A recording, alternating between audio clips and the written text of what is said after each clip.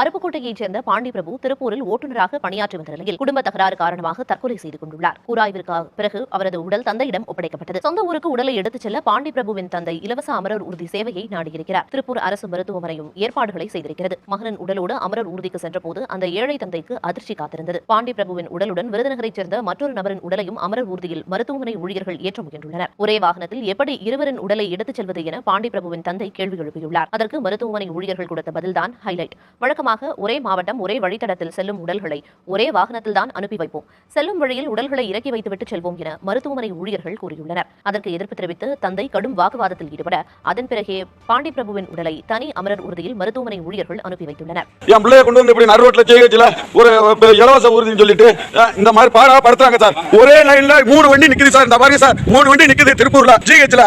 இத்தனை வண்டியை நிப்பாட்டி வச்சுட்டு ஒரே வண்டியில ஒரு வண்டியில பிரிச்சர்க்குள்ள ஒரு பாடி ஒரு வண்டியில மயணத்துக்கு மேல போடுறாங்க சார். இங்க பாருங்க சார்.